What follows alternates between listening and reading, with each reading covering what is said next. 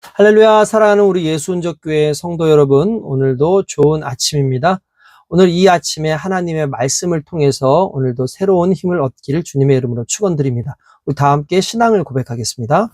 전능하사 천지를 창조하신 하나님 아버지를 내가 믿사오며 그 독생자 우리 주 예수 그리스도를 믿사오니 이는 성령으로 잉태하사 예언대로 처녀의 몸에서 나시고 나를 위하여 고난을 받으사 십자가에 못 박혀 죽으시고 장사한 지 사흘째에 죽은 자 가운데서 다시 살아나시며 하늘에 오르사 전능하신 하나님 우편에 앉아 계시다가 거기로부터 산자와 죽은 자를 심판하러 오시리라.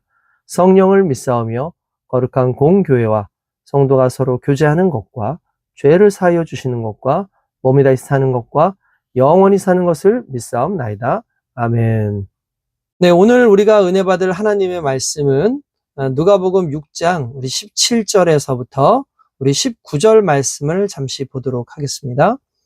예수께서 그들과 함께 내려오사 평지에 서시니 그 제자의 많은 무리와 예수의 말씀도 듣고 병고침을 받으려고 유대 사방과 예루살렘과 두로와 시돈의 해안으로부터 온 많은 백성도 있더라. 더러운 귀신에게 고난받은 자들도 고침을 받은지라. 온 무리가 예수를 만지려고 힘쓰니 이는 능력이 예수께로부터 나와서 모든 사람을 낫게 함이로라. 아멘.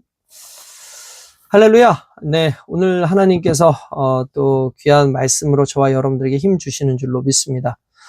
오늘 이제 예수님의 제자들과 함께 기도하시고 그들과 함께 이제 다시 이 아래로 내려오는 그 내용에서부터 말씀이 이제 시작이 됩니다. 일반적으로 여기에 이제 나오는 그 말씀을 뭐라고 부르냐면은 이제 평지보훈이라고 이야기를 합니다. 그러니까 이게 무슨 말이냐면 예수님께서 오늘 우리는 17절에서 19절까지만 읽었지만 17절에서 49절까지의 말씀이 실은 마태복음 5장에서부터 7장까지의 유명한 산상수훈과 산상보훈이라고도 하죠. 산상수훈과 비슷한 내용으로 이렇게 여기에 이렇게 나와 있습니다.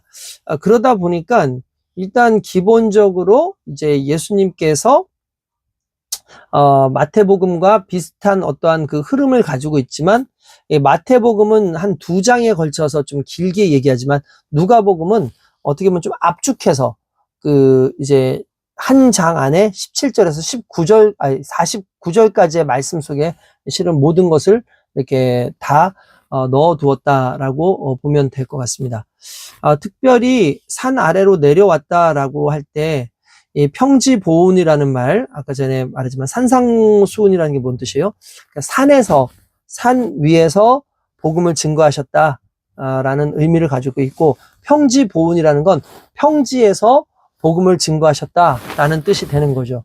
그럼 여기서 우리가 이제 헷갈리는 부분이 있어요.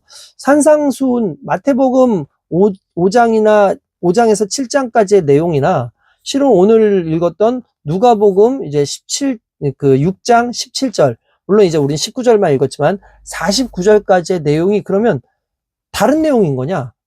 전혀 예수님께서 다른 장소에서 말씀하신 거냐? 라고 한다면 일단 우리가 여기서 좀 살펴봐야 되는 게 그런 게 아닙니다. 뭐냐면 관점이에요, 관점. 자, 산상수훈은 강가에서, 그러니까 그 강이 아니라 갈릴리 바다에서 이렇게 바다는 아래쪽에 있으니까 바다 쪽에서 이렇게 위쪽으로 이렇게 보면은 바다 바로 위쪽에 마치 그것은 이제 산 같죠. 왜냐하면 좀 높으니까, 지대가 높은 지역이니까 산 같은 곳이기 때문에 일반적으로 그것을 거기에서 보면 산상수훈이라고 볼 수 있습니다. 근데 예수님의 관점에서 보면 예수님은 좀 높은 산에서 이렇게 내려오시는데 아예 바닷가까지 가지 않고 바닷가 가기 전에 그래도 이제 약간 산등성이 같은 어떤 그런 이제 산등성이 같은 곳이지만 약간 좀 넓은 식의 산등성인 거예요. 이렇게 산지처럼 돼 있는 거예요. 그러니까 위에서 내려오면서 보면 그게 산지라기보다는 오히려 좀 평평한 평지처럼 보일 수 있는 그런 곳이라는 거죠. 그래서 그걸 일반적으로 평지보온이라고 얘기를 하는데, 실은 예수님께서 산상수훈을 하셨던 그 내용이나 지금 평지보온이라고 하는 그 내용이나 실은 큰 부분에서 주제가 같아요. 그러면 다른 곳이냐? 아니죠. 예수님이 산에서부터 내려오면서 밑을 보니까 거긴 평지 같고, 반대로 바다에서 이 갈릴리 호수에서 이게 위쪽으로 보면은 거기는 산 같고, 그러니까 그런 곳이기 때문에 일반적으로 마태복음에는 산상수훈, 그리고 이 누가복음에는 평지보온이라고 그렇게 이야기를 할 수 있는 겁니다. 특별히 오늘 여기에서 이제 예수님께서 내려오시는 그 장면, 제자들을 데리고 내려오시는 장면이 꼭 뭐하고 비슷하냐면은, 예수님께서 12제자와 함께 산에서 평지로 내려오신 것이 마치 모세가 시내산에서 백성들에게 이렇게 내려와서 그들에게 이제 하나님의 말씀을 증거하고 십계명 돌판을 주는 그런 모습과 좀 약간 유사한 부분이 있죠. 그래서 모세가 예수님의 예표라는 모형론이 본문에는 명시되어 있지는 않아요. 그래서 예수님이 마치 모세처럼 이렇게 하였더라, 이렇게 얘기는 하지 않아요. 그렇지만 마치 그 모세가 산에서부터 내려오면서 하나님의 능력을 받아서 내려와서 뭔가를 얘기하는 것처럼, 예수님께서도 하나님 앞에서 기도하고 그 하나님의 은혜를 가지고 내려서 말씀하시는 것이 약간 비슷하게 이렇게 표시되어 있다라는 것을 좀 이제 우리가 좀 볼 필요가 있어요.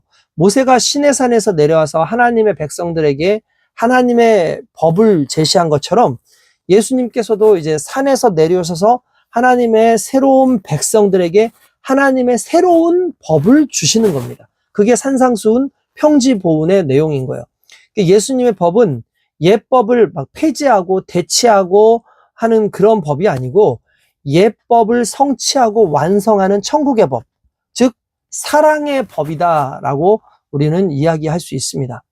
그러니까 이제 예수님의 법은, 예수님의 산상수훈은 결국 하나님의 백성으로서 우리가 이 땅에서 어떻게 살 것이냐에 대한 부분인데, 거기에 핵심은 사랑이라고 하는 개념, 하나님을 사랑하고 또한 이웃을 사랑하는 그 가운데 너희가 자연스럽게 하나님을 사랑하는, 그리고 이웃을 사랑하는 과정 속에서 고난도 겪을 수 있고 어려움도 겪을 수 있고 오해도 받을 수 있지만 그것을 끝까지 견뎌내야 하나님의 백성으로서 이제 그 정체성을 가지고 살게 되어 있다라는 걸 이야기를 하는 거죠.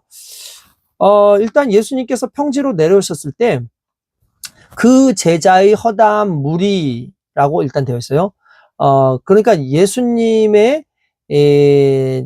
제자들, 그러니까 여기서는 사도들이 아니고 예수님을 따르는 수많은 무리들을 말씀하는데, 정말 그러한 사람들이 많이 왔는데, 말씀도 듣고 병도 고치고자 하는 그런 백성들이 실은 많이 있었다라는 걸 알려주는 거죠. 그러니까 예수님께서는 뿐만 아니라 12제자에게만 관심을 가진 것이 아니라 허다한 선민들, 여기서 말하는 선민이라는 건 유대와 예루살렘 사람들, 그러니까 갈릴리 지역, 곧 하나님을 믿는 유대인들을 의미하는 것이고, 여기에 이방인들, 성경에는 두로와 시돈 사람들이라고 되어 있는데 그들에게까지 관심을 갖습니다.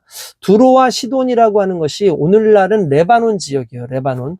그리고 이 지역은 큰 가나안 땅의 한 부분이기도 하지만, 옛날에는 이제 페니키아라고 하는 페니키아 문명이 발달됐었죠. 그 페니키아가 바로 그 지역이고, 바다를 인근 바다를 이제 끼고 있기 때문에 거기에는 이제 옛날부터 그 유명한 그런 조개들이 있었어요. 그런 소라 조개 같은. 근데 그 지역에 나는 그 소라 조개의 안에 있는 그 염료를 추출해 가지고 이제 자주색 옷을 만드는 그런 곳이 그쪽에 있었고, 상당히 비싼 옷을, 염료를 만들어내는 지역이 또 그쪽이었고, 또 레바논 지역에 유명한 게 백향목이죠. 그걸로 이제 다윗의 궁전, 솔로몬의 궁전을 짓는 어떤 그런 내용, 거기가 이제 레바논 지역이 두로와 시돈이라고 하는 곳인데, 안타깝게도 이들은 이방인들이었습니다. 그러니까 유대인들은 아니었어요. 그렇지만 이미 그 한 나라의 왕국으로 이렇게 설정이 돼 있어서 서로 다른 이방 민족이긴 하지만, 그러나 이제 예수님의 말씀을 듣고 예수님에 대한 소문을 듣고 유대인들이나 그 이방인들이나 예수님께 찾아와서 예수님께 이렇게 병도 낫고 말씀도 들으려고 했던 모습들이 나왔고, 예수님은 그들을 이제 내치지 않고 그들까지도 포용하시는 그런 부분으로 봤을 때, 예수님은 정말 이 하나님의 마음으로 정말 품이 넓다라는 걸 알 수가 있죠.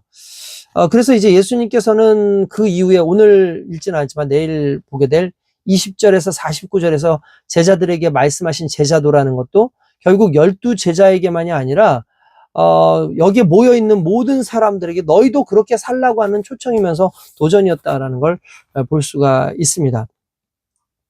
자, 그러면서 이제 여기서 가장 중요한 것이라고 볼 수 있는 게 뭐냐면 17절부터 19절까지는 이제 수많은 사람들이 모여서 이제 예수님을 통해서 구원받는 내용들이에요.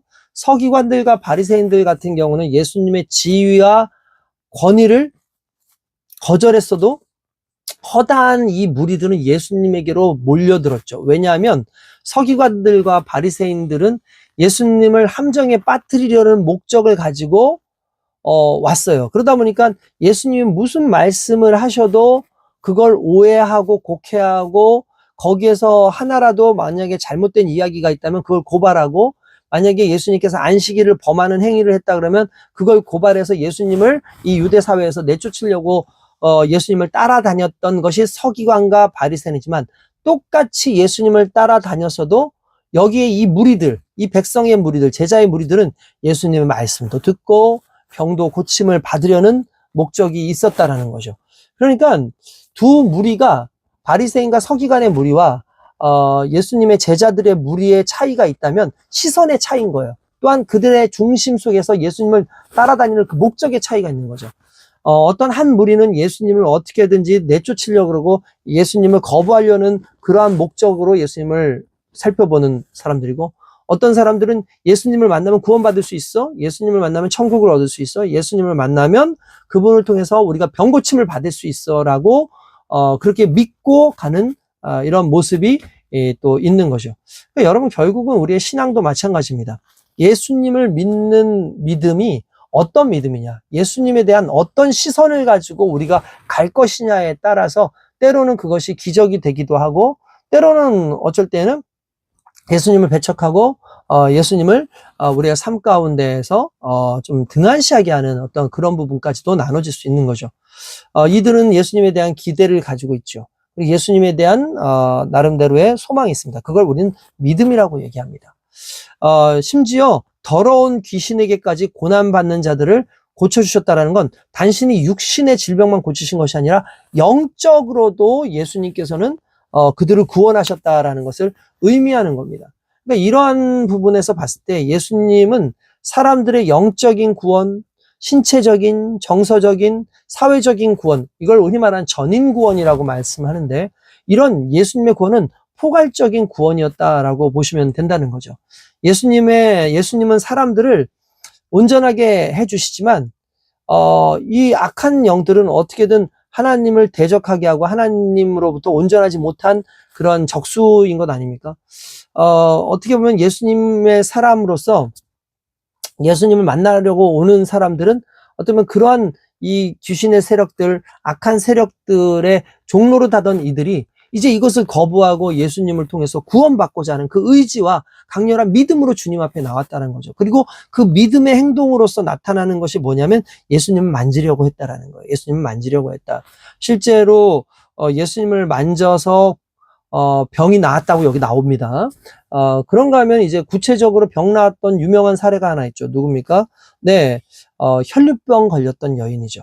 그 여인이 예수님이 지나갈 때 예수님을 만지지 않습니까? 그때 예수님께서 갑자기 서시면서 지금 나를 만진 사람이 어디 있느냐라고 하니까 제자들이 얘기하죠. 아유, 예수님 여기 사람들이 얼마나 많은데 지나가면서 예수님 만진 사람이 한둘입니까? 하는데 예수님 그때 아주 독특한 말씀하세요. 뭐냐면 내게서부터 능력이 나아갔다.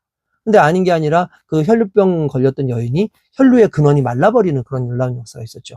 그러면 똑같은 사람들이 지나가면서 예수님을 만졌을 텐데 왜 이 여인에게는 그러한 이 기적이 나타났을까요? 그게 믿음이에요. 믿음으로 예수님을 만져요.